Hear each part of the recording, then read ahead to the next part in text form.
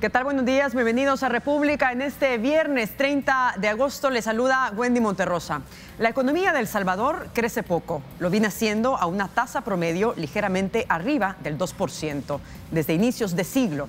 Desde el 2000, apenas un par de años, se ha tenido un crecimiento en torno al 4%, de acuerdo con las estadísticas del Banco Central de Reserva.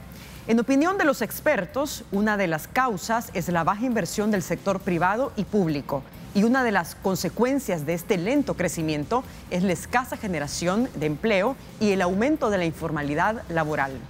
Con este crecimiento bajo, inferior al promedio de la región centroamericana, preocupa más el peso de la deuda pública con relación al PIB, que en la actualidad representa ya el 70% del Producto Interno Bruto.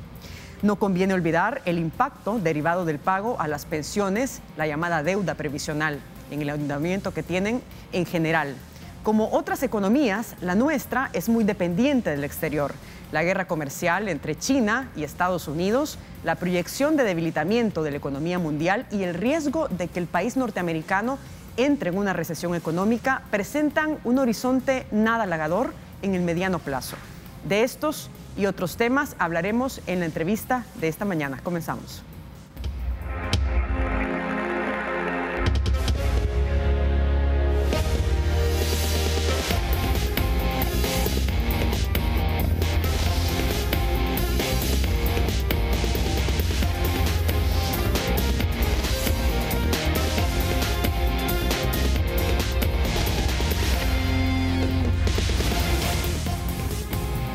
Damos la bienvenida esta mañana al doctor Juan José Dabú. Él es presidente y fundador de Dabú Partnership y también fue director gerente del Banco Mundial en Washington. Fue ministro de Hacienda y secretario técnico de la presidencia en la gestión del expresidente Francisco Flores. ¿Qué tal? ¿Cómo está? Bienvenido. Muy bien, buenos días y gracias por la invitación, Wendy. Perfecto. Doctor, me gustaría, siempre en el tema del balance de la economía nacional y las perspectivas que se tienen en materia económica y lo que podría repercutir en el país, que nos hiciera una evaluación brevemente acerca de la situación, un diagnóstico de la situación actual económica que tiene el país. ¿En qué estamos o frente a qué estamos? Sí. Bueno, el nuevo gobierno ha heredado una situación que a mi juicio es sumamente difícil. Los datos, como usted muy bien los mencionó en la introducción, son preocupantes cuando usted tiene un déficit fiscal del tamaño que tiene el país, cuando usted tiene una deuda por encima, sustancialmente por encima del Tratado de Maastricht, que es 45-50%, usted la tiene arriba del 70%, indiscutiblemente se está gastando más de lo que se tiene y no necesariamente, o se ha gastado más de lo que se tiene y no necesariamente de una forma efectiva. Tiene también un crecimiento sumamente bajo, en buena medida originado por la inseguridad y la incertidumbre que se ha dado en los últimos años, en los últimos 10 años o más, que tiene que ser superada. Y por otro lado, como usted también lo señalaba, hay deudas muy antiguas, incluyendo la de pensiones, que si bien esa es una reforma muy importante que se dio en el país porque se transparentizó las pensiones de los ciudadanos versus el modelo que se tenía antes, indiscutiblemente los cambios y las modificaciones que se hicieron en los últimos 10 años no fueron las más acertadas. De manera breve, entonces, el actual gobierno, el gobierno del presidente Bukele, su equipo económico, está encontrando o ha encontrado una situación sumamente preocupante. Nosotros desde el Banco Mundial veíamos con muchísima preocupación y se le alertaba oportunamente a los 3 gobiernos anteriores que muchas de las políticas que estaban tomando no solo no eran acertadas para el país, sino que al ver lo que sucedía en otros países alrededor del mundo, podíamos ver que estábamos separándonos de aquellos modelos o de aquellas iniciativas que producían resultados positivos. Esta situación, la situación que este gobierno ha encontrado, es una en donde por la inseguridad, por la falta de respeto de la propiedad privada, por los obstáculos que existen para poder hacer negocios.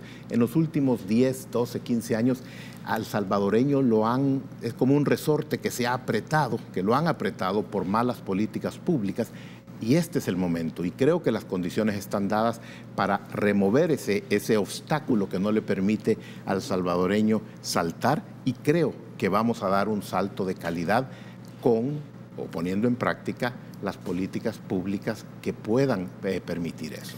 Cuando habla, señor Dabú, de separación de modelos y que ese podría ser uno de los factores que explique la situación actual económica, este panorama que tenemos bajo crecimiento, el tema de la deuda, como ya lo explicaba muy bien, las pensiones, el peso que tiene sobre todo, la baja inversión, ¿a qué se refiere? ¿De qué modelo se ha separado? Sí. Pues mire, en los últimos años, concretamente los 2 últimos gobiernos, fueron gobiernos que le apostaron a que el Estado es dueño y señor y el que tiene la solución para todos los problemas. Y no confió en la capacidad del individuo, en la capacidad de la persona de poder salir adelante, de tomar las riendas de su destino. Y lo hace no solo sin recursos, porque si usted es, qué sé yo, Arabia Saudita, y no estoy justificando que eso sea un modelo idóneo, o si usted es Venezuela, como era el modelo que ellos estaban siguiendo, y tiene el recurso del petróleo o de otros recursos naturales, pues usted puede distribuir una parte de esos recursos. Pero en países como los nuestros, que no tenemos recursos naturales de ninguna índole, y que nuestro único recurso, el más importante, es el capital humano, usted tiene que remover los obstáculos para que las personas salgan adelante, para que triunfen, y el salvadoreño es muy capaz de poderlo hacer. Lo hemos hecho en repetidas ocasiones. Entonces, el modelo anterior, o el modelo que falló, y que es el mismo modelo que ha fracasado en Cuba, en Nicaragua, en Venezuela, en Vietnam, en Laos, en Camboya, en muchos de los países que optaron por privilegiar al Estado y no a la persona, fracasaron. Pero el modelo económico entiendo que no ha cambiado. Me refiero a la estructura que ha tenido. El modelo económico se mantiene desde décadas atrás, ¿no? El modelo económico que tuvimos en El Salvador en los últimos 10 años es un modelo económico de altos gastos y poca inversión.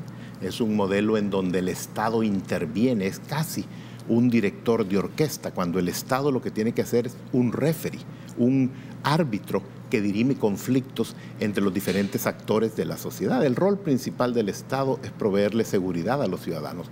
El modelo que implementó el FMI, o intentó implementar, y en buena parte se consolidó, es un modelo que no privilegia al individuo, que no permite o no motiva a que el sector privado crezca y genere empleo.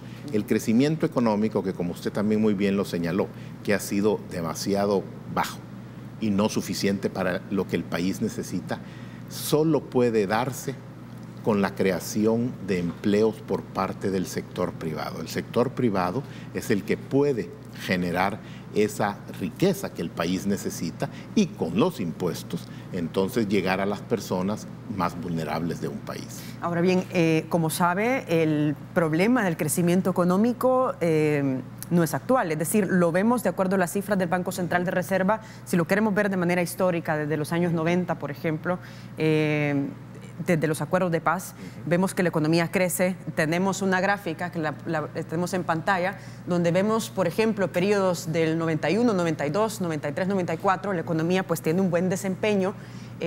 Lógicamente ahí, y usted lo va a explicar mejor, doctor, había más inversión pública y privada luego del conflicto armado, pero luego vemos esta etapa donde entra el comportamiento económico que no logra el promedio alcanzar al 3% del Producto Interno Bruto. Y lo hemos visto, por ejemplo, desde periodos del 2000. ¿Cómo se explica esto? Sí. Hay factores endógenos, es decir, propios del país, y hay factores exógenos, es decir, la situación económica a nivel mundial. Y en cada uno de esos periodos usted puede observar que había un crecimiento económico importante alrededor del mundo, y por ende usted tenía mejores probabilidades de exportar, o tenía, por ejemplo, momentos como en ese donde hay un bajo crecimiento, en donde, por ejemplo, el precio del petróleo, que en esa época era uno de los insumos más importantes, sigue siendo un insumo importante para lo que importa el país, que nos hacía perder competitividad. Entonces, hay factores endógenos tienen que ver con qué cosas podemos hacer nosotros en el país para tener un mayor crecimiento económico, y hay factores que tenemos muy poco control sobre ellos, como puede ser el precio del petróleo, como puede ser recesiones que se han dado en otros países o como pueden ser guerras que se han dado. Cada uno de esos eventos tiene una explicación interna y externa. Los mejores años, en esa gráfica que yo he visto también en otras ocasiones, los mejores momentos han sido cuando usted tiene un crecimiento económico importante, especialmente en los Estados Unidos, que es nuestro socio y nuestro punto de referencia más importante, y usted ha tenido internamente en El Salvador políticas que remueven los obstáculos, que le permiten ser un poco más competitivo que el resto de la región. Entonces, la forma más práctica de explicar ese alto o bajo crecimiento en los diferentes periodos viene dado por esas dos variables: lo que hicimos o dejamos de hacer internamente y lo que sucedía o acontecía a nivel internacional. Entonces, creo que esa gráfica que usted ponía lo que nos permite es ver y decir, a ver, cuáles han sido los mejores momentos que hemos tenido y qué es lo que nos ha permitido tener mayores niveles de crecimiento, y no solo emularlo y replicarlo, sino que ver cómo se le agrega valor para poder tener entonces un crecimiento no solo más alto, sino que sostenido. Yo creo que ese es el reto, ¿no? Que ese crecimiento sea sostenido. Que sea sostenido en el tiempo. Un país necesita aproximadamente una generación, eso es entre 25 y 30 años, de crecimientos sostenidos, para lo cual se requieren reformas importantes constantemente para que se consolide un nivel de crecimiento y un modelo económico. Por ejemplo, en el caso de Chile, Singapur, que economías relativamente pequeñas, ciertamente ahora son economías mucho más grandes que las nuestras, pero en su momento podían ser de alguna manera comparables. Toma 25, 30 años, es toda una generación de reformas continuas para llegar a tener un crecimiento económico sostenible que en nuestro caso, en un mundo ideal, debería de ser por encima del 5%. Eso es sumamente ambicioso, pero no podemos, y yo creo que es muy importante, pensar agresivamente, pensar que esos son niveles que son alcanzables y trabajar para lograrlo, porque el proceso de trabajar para alcanzarlo nos va a permitir llegar a niveles más altos que los que en este momento tenemos. ¿Y es factible que El Salvador crezca a esos niveles? Me refiero 4%, 5%, que solo lo veíamos nosotros en los primeros años de los 90. Yo creo que sí. ¿Y por qué pasa? Sí, es factible por dos razones, a mi juicio. Es factible, en primer lugar, porque, como dije hace un momento, el gobierno actual ha encontrado casi que estamos en el fondo del hoyo por las malas políticas públicas de los últimos años. Entonces, usted, en primer lugar, casi que solo puede ir para arriba. O sea, ya es muy difícil caer más, solo puede ir para arriba. Entonces, en primer lugar, las condiciones están dadas para que usted mejore y mejore sustancialmente. Que si es 2, 3, 4 o 5%, va a depender de qué tanta disciplina usted tiene en la parte fiscal, qué tanto tiene usted la capacidad de remover esos obstáculos, por ejemplo, la tramitología, los tiempos que toma realizar transacciones y resolver de manera importante el problema de la inseguridad, para lo cual yo estoy viendo que se están dando pasos en la dirección correcta. Son el tipo de factores que nos puede ayudar. Habiendo dicho eso, tengo que ser consistente y repetir lo que dije hace algún momento. También va a depender de cómo está la economía a nivel internacional. Es decir, vamos a quedarnos hasta acá porque es importante explicar no solamente el contexto local, lo que está pasando, sino que también ver las perspectivas internacionales, porque lo que sucede en Estados Unidos repercute lógicamente en El Salvador, porque es nuestro principal socio comercial. Hacemos una pausa, regresamos enseguida con más de esta entrevista.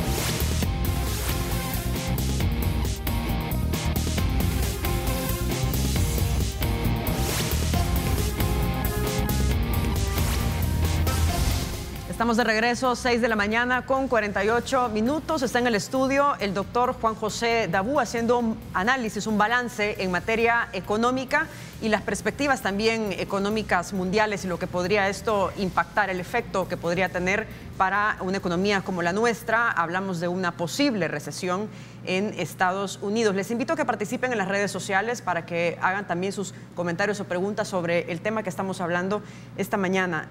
Doctor, antes de hablar sobre ese panorama internacional y cómo podría afectar o impactar a nuestro país, considero importante hablar de otro punto que tiene que ver con la dolarización, porque estamos ya a 20 años prácticamente casi de esta medida. Usted fue uno de los impulsores de la dolarización en el país y me gustaría que nos hiciera un análisis en todo ese tiempo que ha transcurrido y cómo se ha venido comportando la economía a través de las diferentes variables que están registradas en el Banco Central de Reserva, por ejemplo.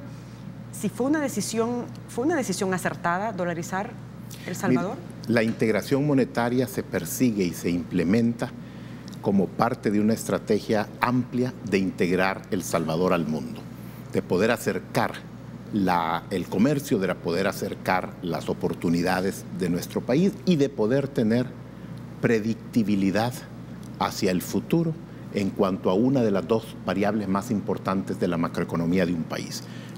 La economía de un país se sostiene en dos pilares: su política fiscal y su política monetaria.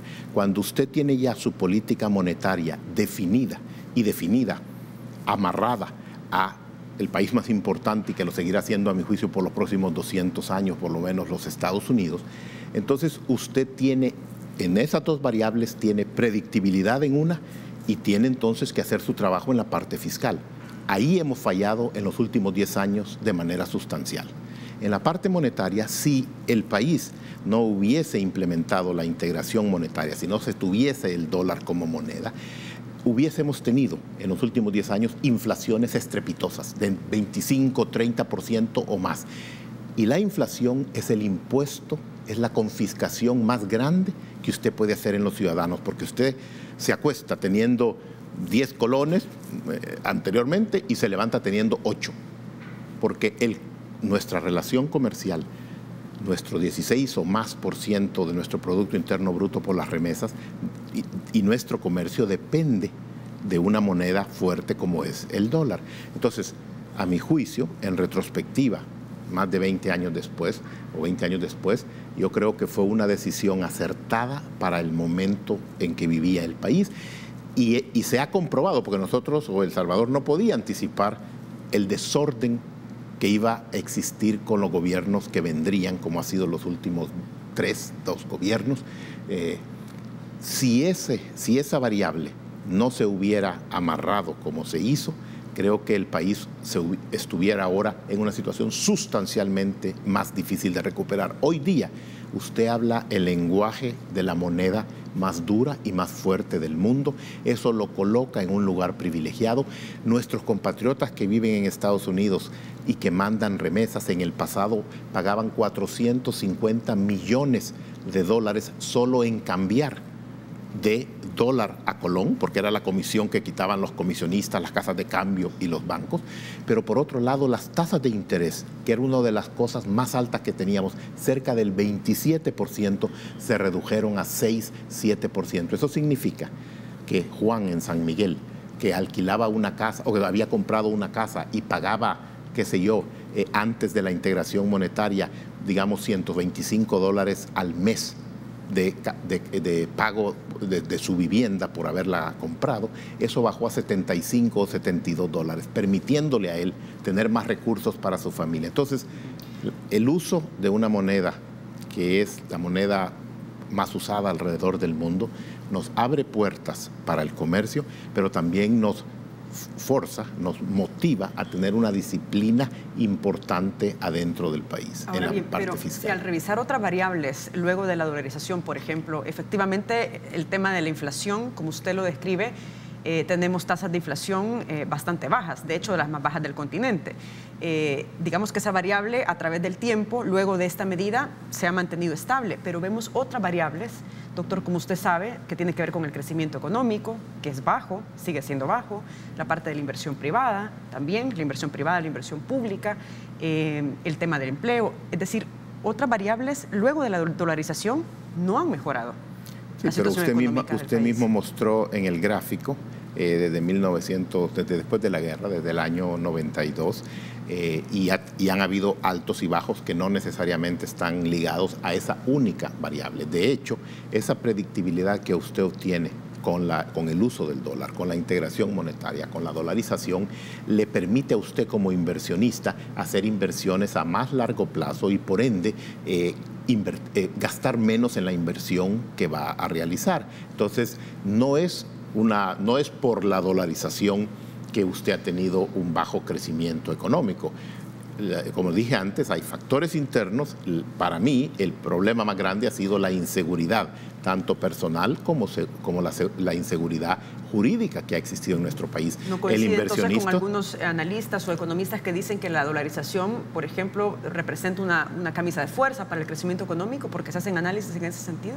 Mire, representa una camisa de fuerza para los que son indisciplinados en sus políticas fiscales, porque los forza a ser disciplinados. Pero la disciplina fiscal usted la necesita independientemente de si usted tiene una moneda u otra. Esto le motiva a ser, por esos dos pilares que yo describía, mucho más responsable. Le permite o le facilita.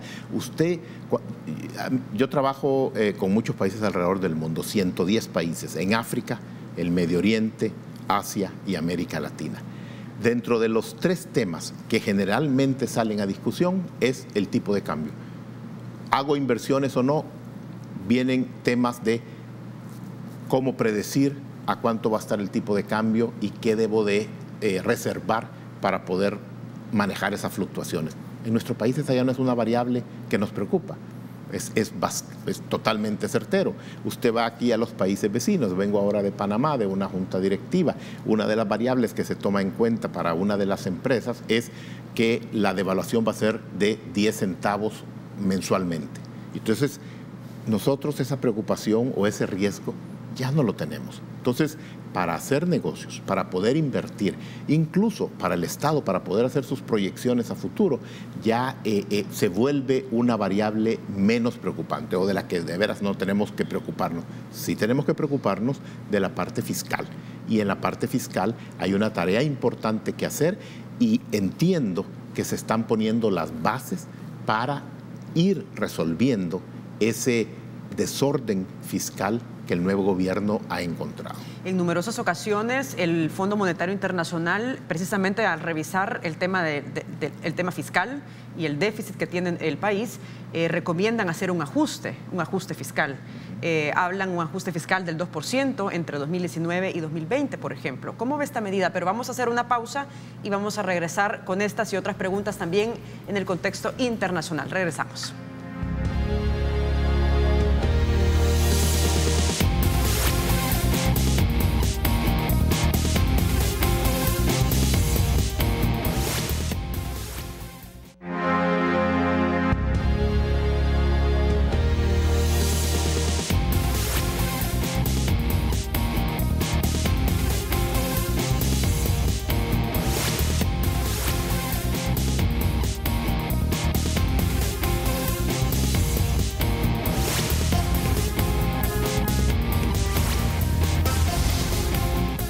Estamos de regreso conversando esta mañana con el doctor Juan José Dabú, haciendo un análisis, una evaluación sobre el rumbo de la economía, la situación económica. Yo le preguntaba antes de ir a la pausa, señor Dabú, el tema fiscal. El Fondo Monetario se ha pronunciado en reiteradas ocasiones que es necesario que en El Salvador se realice un ajuste fiscal. ¿Cree usted que es una medida factible para lograr esa sostenibilidad fiscal que El Salvador necesita? Mire, la sostenibilidad fiscal depende de 4 factores. ¿Cuánto le ingresa en materia tributaria, los ingresos? ¿Cuánto gasta y en qué lo gasta? La deuda que posee el país y los bienes que el Estado puede dejar de prescindir de ellos o que pueden, o servicios que pueden dejar de darse o alguien más los puede proveer. En esas 4, lo que este gobierno ha encontrado es muy deplorable, es malo, en el sentido de que usted tiene altos ingresos, casi el triple de lo que existía en la época de la gráfica que usted me mostró del 2004 y demás, pero que se está yendo a cosas que la gente no ve, que la gente no percibe. Este gobierno ha encontrado que hay una alta recaudación tributaria, pero hay un gasto exorbitante y que no está haciendo sentir a la persona mejor. Entonces ahí tiene que haber un cambio importante. En la parte de la deuda tiene que reestructurarse y tiene que utilizarse esos recursos de una forma mucho más inteligente.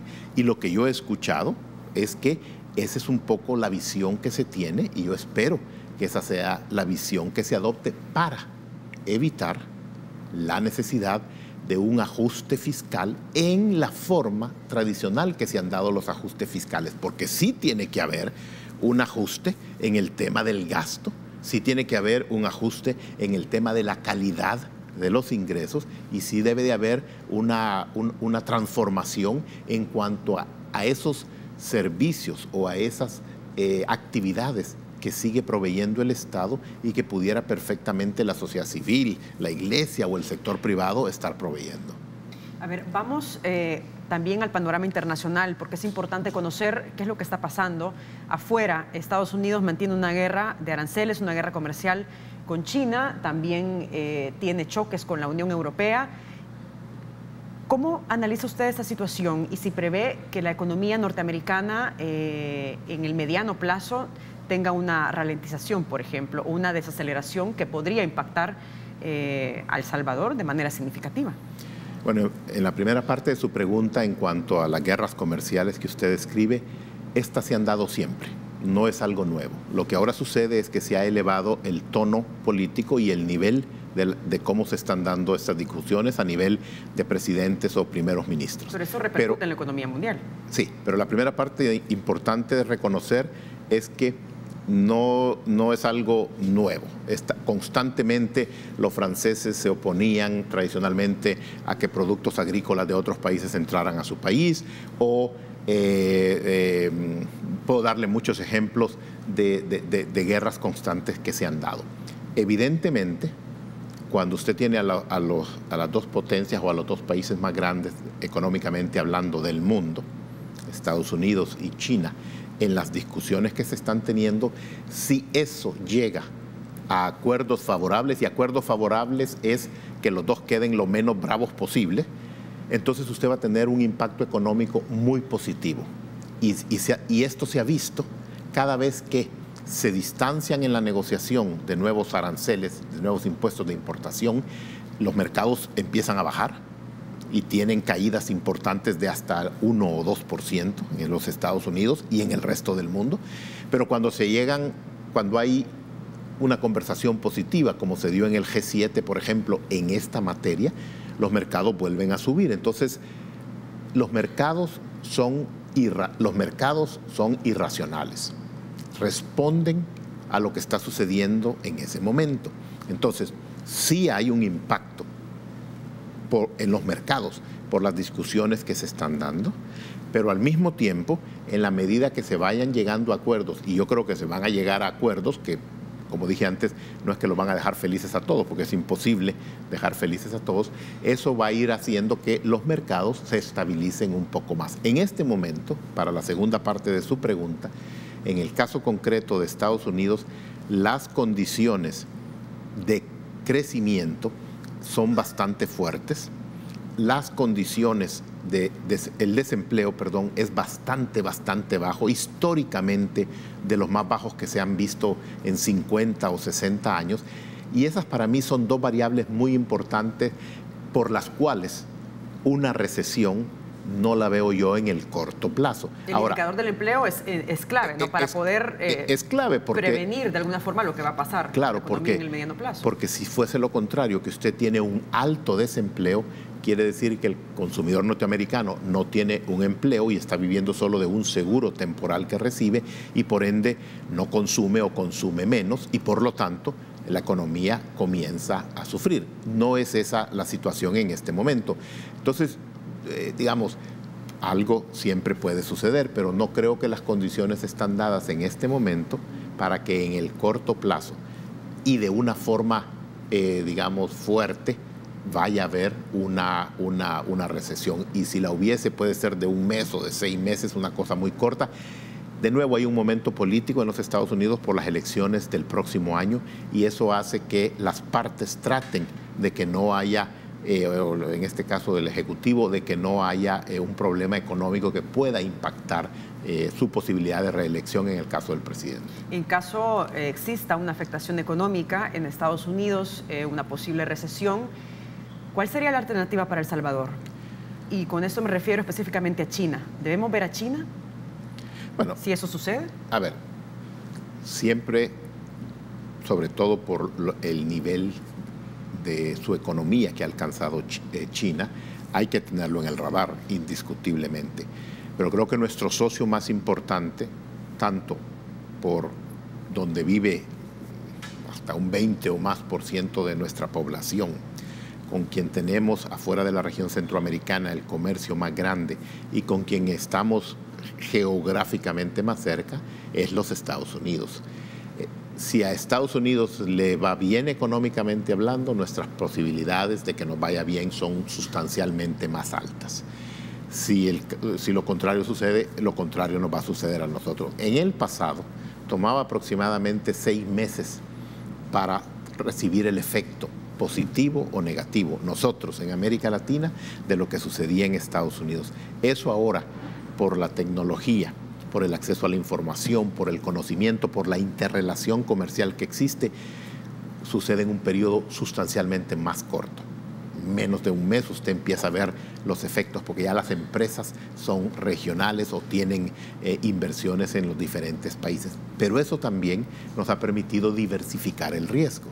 Eso quiere decir que si a una economía de la que estamos muy cercanos a le va mal, nosotros o los países han aprendido a diversificarse y tienen entonces relaciones con otras economías, como pudiera ser el caso de China o pudiera ser el caso de Europa como región o pudiera ser el caso de otros países en América Latina con los cuales, en el caso concreto de El Salvador, tenemos, por ejemplo, tratados de libre comercio.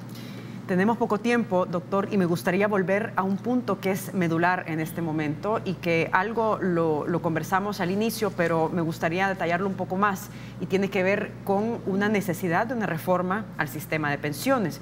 ¿Cómo ve usted este tema? Ya hablábamos en la primera parte del peso que tiene la deuda previsional en la deuda general que tiene el Estado.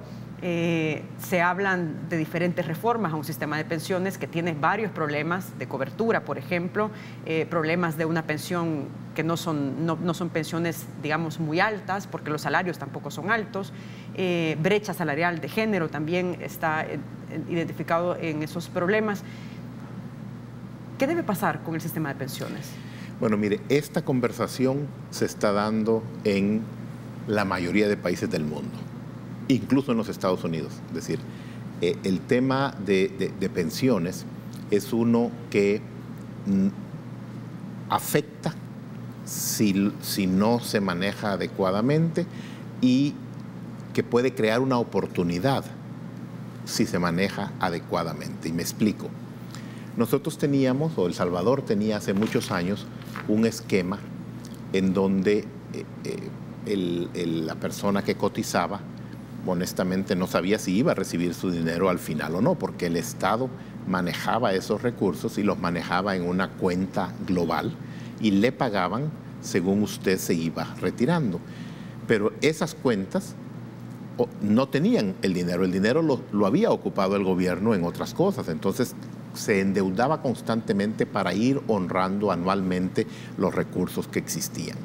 Se hace la reforma en donde se hacen cuentas individuales, o sea, usted, Wendy, sabe lo que tiene y usted recibe una información sobre su estado de cuenta periódicamente y usted puede incluso a un costo, pero puede utilizar esos recursos antes de su edad de retiro. Entonces, en primer lugar, la reforma, que muchos lo aprendimos de países como Chile, se da para transparentizar la información del ciudadano, los recursos que le pertenecen al ciudadano por las cotizaciones que ha hecho junto con su patrono, pero se hace también para transparentizar las cuentas fiscales, que usted sepa exactamente lo que se debe.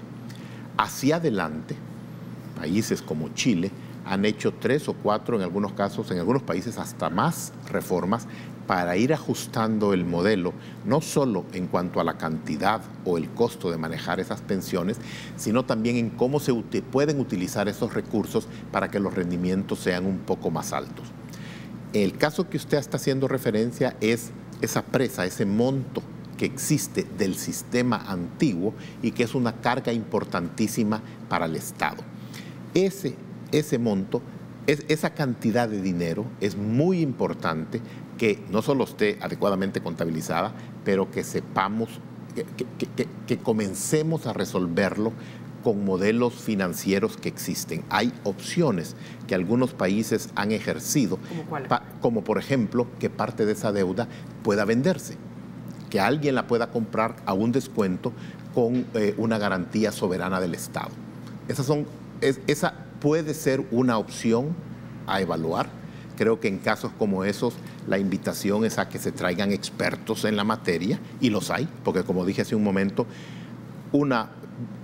casi todos los países del mundo están teniendo este debate, tengan el modelo antiguo o tengan el modelo nuevo, están teniendo este debate porque al final del día lo que interesa a los diferentes gobiernos es que usted, como ciudadano que ha cotizado, no solo reciba lo que cotizó, pero más una tasa de retorno por haber tenido esos recursos ahí, pero también que el que está entrando al sistema encuentre todavía los recursos para cuando esta persona llegue ya a su edad de retiro. Entonces, yo he visto esfuerzos importantes, insisto, en países como Chile, lo he visto también en Colombia, lo he visto en la mayoría de los países europeos, que han ido achatando esa deuda a un número más, o sea, han expandido esa deuda de pensiones a un plazo mucho más largo para reducir su impacto anualmente. Eso también tiene costos, y por eso es que lo que usted me preguntaba antes sobre el gasto, por ejemplo, y cómo utilizar los recursos que se tiene, y me preguntaba usted sobre el tema de un ajuste fiscal, uno tiene que ver cómo hace para reducir los gastos que son imprescindibles, que son prescindibles, y poder utilizar parte de esos recursos para honrar una deuda y un compromiso que se tiene con las personas que están retirándose. Prácticamente es hacer una reestructuración de esa deuda. Exactamente. De pensiones.